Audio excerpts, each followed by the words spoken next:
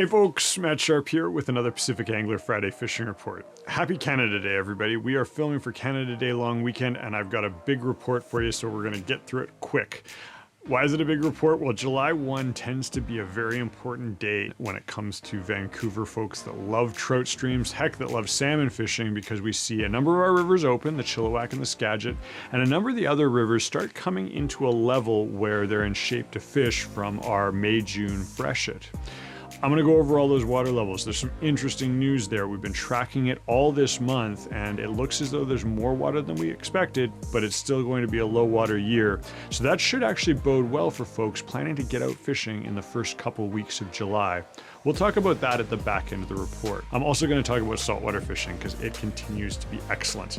We've got a cool lure to share with you this week. We've got an SFI raffle, which has some amazing saltwater related toys that are up for auction, and every dollar goes to a great cause. So I want you all to pay attention to that. There's only 4 days left. And then we're going to talk about the coho fishing because it's been excellent. There's lots of fish out there. If you're looking for something to do this weekend, you're debating getting out in the boat, do it. It's worth a trip. We're also going to talk about bass fishing. That's going to be in the written version of the report, but Taylor's got a piece that goes over the key essentials for local bass fishing. Local bass fishing is a little different than you might see on the Bassmasters. However, it does follow some of the same trends, and Taylor's going to go over the strategies that he uses, and we've seen our friends and clients put to good practice in the local bass waters around Vancouver. Now, we're also going to talk about interior lakes, why Jason was just up on a late early season trip. And he's going to share some tactics there because this cool spring has actually provided some excellent late season fishing. When I say late, it's the spring season we're talking about here, where we had sort of a challenging early spring because it was such a mixed bag of weather. Well, that's playing well, at least now, in some of our higher elevation lakes. We'll talk you guys through that in the written version of the report.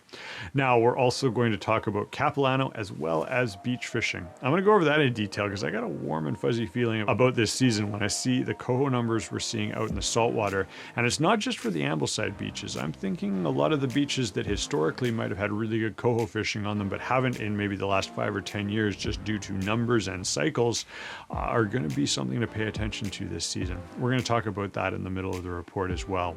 Lastly, for you guys and girls that love river trout fishing, I'm going to share a couple of my top flies. This is going to be my top 3 nymphs that I fish early season when maybe the dry flies haven't started. Now, I'm going to show you the ones I tie over at the bench and the little tweaks, but these are also commercial patterns, and I'm going to show you how to take one of those commercial patterns, doctor it up just a little bit so it fishes a little more effectively, a little bit more like the patterns that I custom tie for these fisheries myself. As always, you want to see more fishing reports like this, consider hitting the like button, hit the subscribe button. Let's get into it.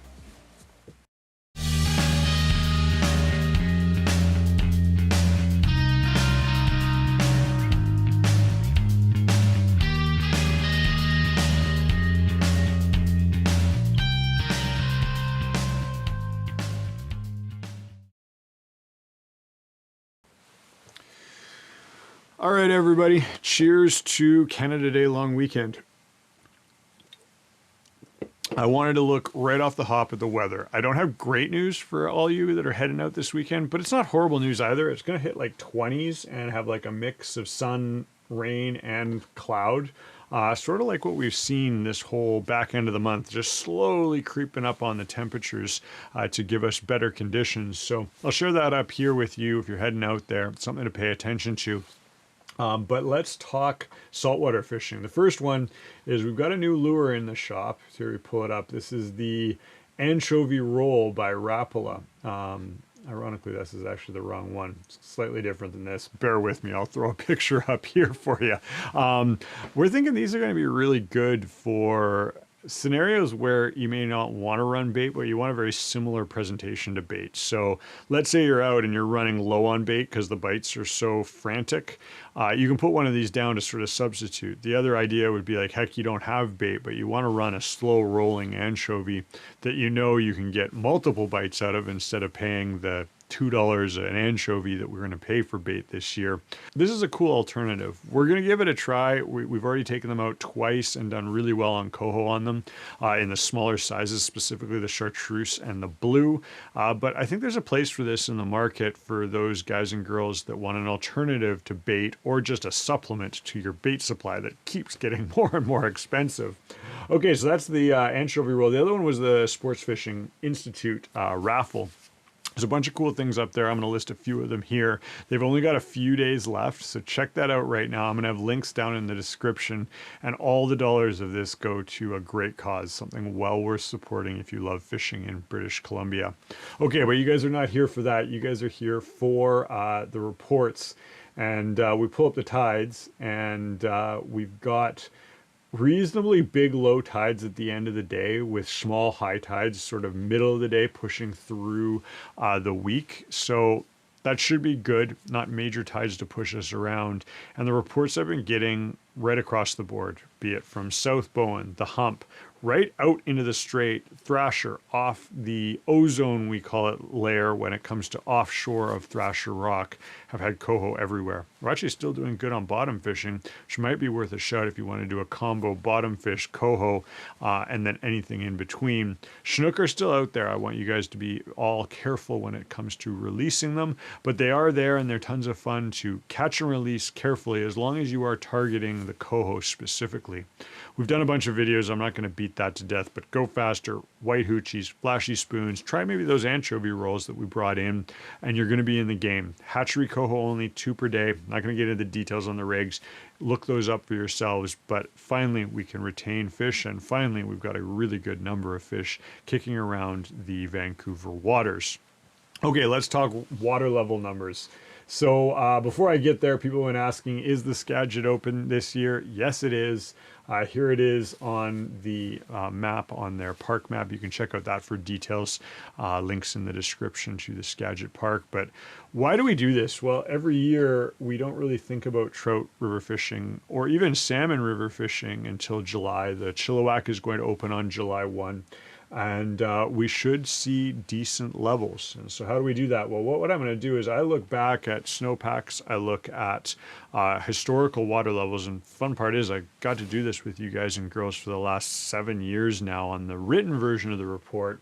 And so I've got some pretty decent data when it looks at what the water levels were, what we got to see in that first week in July. So let's start off with the one that most of you guys are interested in, and that's going to be the Chilliwack.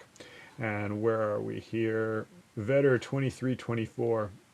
So when we look at this, we're actually higher than we were last year at this time on July 1.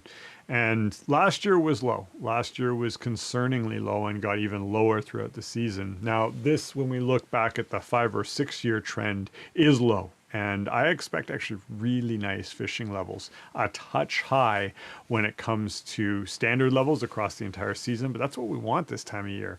You're gonna have a little bit of color to the water, not too much, fairly clear, and reasonable access to the banks, but with enough moving water to pull the fish in. Now, historically, the Chinook that open on the 1st of July don't really show up until the 10th or maybe even the 15th of the month. However, when we get conditions like this, there's almost always fish caught in that first day or two of opening, and I think it's well worth getting out. Looking at the numbers of Chinook that we've been seeing this season, if it's any trend, it might be a darn good one to do some scouting early and have some fun. We're running float rods, we're running spoons, spinners, but mostly float rods when it comes to this fishery. Come into the shop, we'll walk you through what you need, but if you already know it, it's definitely a go for the opener if you've got the weekend to get out there. Let's push that out to the next one, which is that Skagit fishery. It opens on the 1st as well. It's a catch and release only fishery. Single barbless, obviously, because all our moving waters in British Columbia are single barbless. But here we go, Skagit.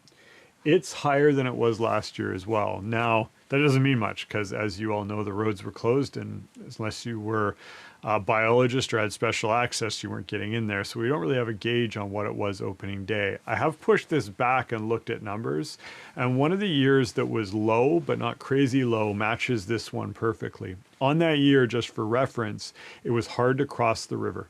It was sketchy, to say best, to cross, but those that knew the river really well could find spots. Now the caveat there is we might not know the river very well because it had a lot of flooding. Things might have changed. If you guys and girls are heading out, expect to be fishing tight to the banks. Expect to be nymphing mostly just because of the time of the year, but you might have some dry fly action. We're going to talk about some flies that I like for this time of season at the end of the report, but I want everyone to be darn careful. It's going to be hard to cross in these levels, and you might have bank access issues where you just can't get around certain banks. However, get out there, enjoy it. Gosh, we've been not allowed to get out there for a while, so I'm looking forward to it. I'm going to pick a day more in the middle of the month, but that's only because of my schedule. I'd love to hear any reports for the folks coming back after opening weekend. Now, when we throw this out to the other systems, when we look at the Birkenhead and we look at the Thompson, we're seeing a very similar trend. So expect low, but not crazy low water in all of those. The Birkenhead is another one. You won't have crossing options easily available, and you might have some bank encroachment issues where you just don't have room to walk between trees and bank to get to certain spots. Give it a week, give it two, and I think we're going to see ideal water level conditions so you can cross the rivers easily for the rivers that are crossable, and you can also walk banks more easily than we would in water levels like we're going to see right now. Now, because I haven't been up to the Skagit in a few years, haven't been up to the Birkenhead last year either, if I'm off on these numbers, let us know. Let us know after opening week if our assessment is sort of spot on, and then I can update the data, and then next year we're going to have better intel when it comes to these, because sometimes these graphs change depending on a flood, depending on how the river shifts. Anyway, good luck if you guys are heading out. I'm definitely looking forward to it. Okay. We're going to talk about beach fishing next. Why? Well, we've got good tides right now for afternoon beach fishing, but when we push into Saturday and even to an extent Friday, for those of you guys watching this today, if you get up really early, and then those big tides early morning are going to be hitting sort of Tuesday, Wednesday for 9 o'clock. We want those big tides at least for Ambleside because we can push out a ways onto the beach. Now, that's a rule for Ambleside. Different beaches that have different elevations and slope will actually fish sometimes better on a high tide where it pushes the fish in. And that's where I wanted to get to next, because I've got a feeling as though many of the beaches that maybe historically fished well and just haven't fished well for the last 5, 10, 15 years and have sort of forgotten about will be fishing well this year because of the number of coho. Now, I'm not going to tell you what those beaches are. That's the fun part. You get to go out and look. But just to put it in perspective, we've already heard of coho being caught off Jericho Beach when it comes to folks just casting for shore. So look back at your records. Look back at maybe some areas, sit down with Google Maps, find some beaches around inflow creeks / mouths of rivers / just areas of good habitat, good drop-off habitat. And it's well worth a hike, a look, a little explore right now. We fly fish for them or we buzz bomb for them, and both are extremely effective. Come down to the shop. We can walk you through the gear way to target coho from a beach as well as the fly applications.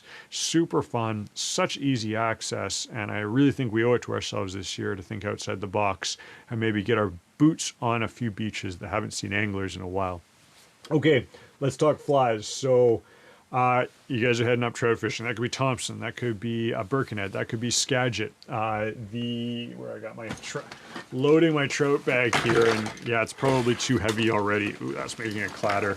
But I wanted to share a couple flies with y'all. I've been at the bench a bunch. I did a whole bunch of reloading for when it came to my Chronomid boxes. I'll put some fun footage up here of that. That's my dry fly box. Here is the nymph box, and I wanted to show you 3 really simple. These aren't revolutionary patterns, but 3 go-to patterns that you should put in your box if you're heading out there. For you veterans, you'll know these patterns already. Bear with me. But for the new guys and girls, these are my 3 go-to nymph patterns, and I tend to nymph a lot early season because the dry fly hatches don't tend to really kick off in big numbers. First one, Prince Nymph, right here. This is a size 12, gold rib, brown biots out the back for you guys that are tying, and it does have a gold bead on it there. Easy, put it in the box. It's going to catch fish on almost all of our systems really consistently. The second one that I love is a girdle bug. Now, this guy here, silly pattern, nothing really special about it, but it covers off a really good base. You want them in sort of a olivey black color. And if you noticed, this is one that I've tied myself. It is tied on a jig style fly or a jig style hook and tumbles down. I also work really hard on getting the legs really evenly spaced out when it comes to tying your own.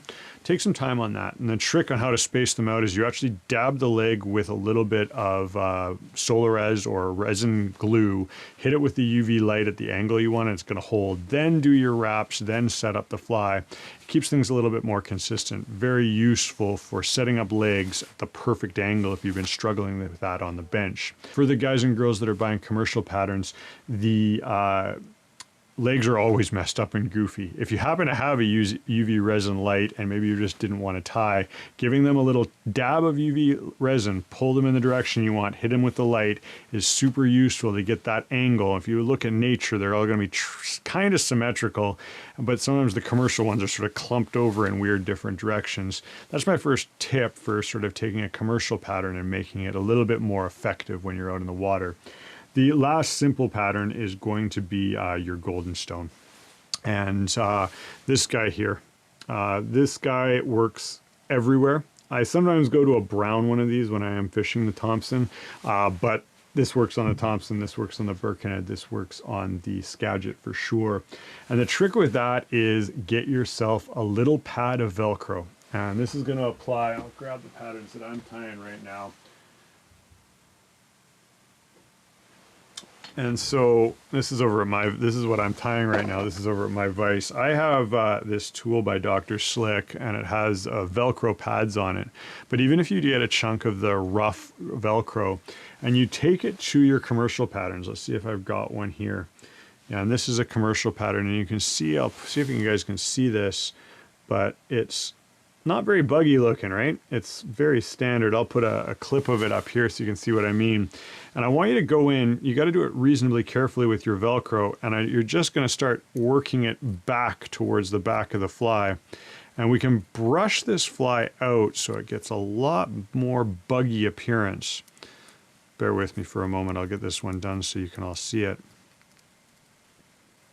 And I do this quite commonly with commercial patterns where I just don't have time to tie them myself.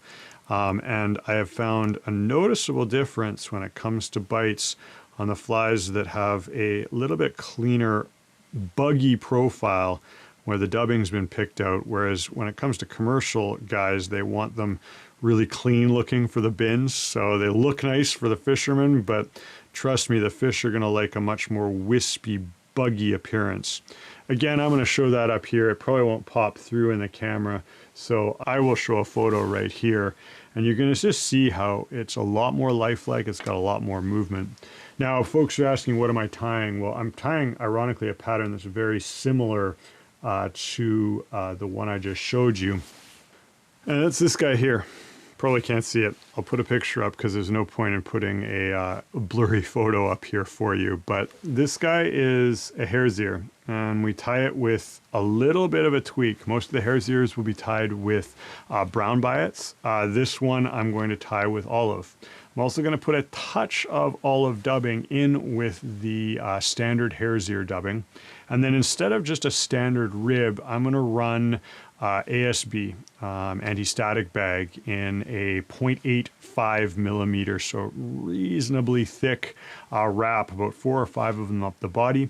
And then we're going to run a flat wire olive rib over top of that to give it some strength, but also just a touch of olive. It's very subtle, the olive that I like in that pattern, but I've found it very effective right across the board when it comes to all of our streams that are going to have the mix of olive stoneflies as well as olive mayflies. Not sure what the fish think they are. I've had examples of both stoneflies and mayflies that are very similar in size to that, depending on their maturity level.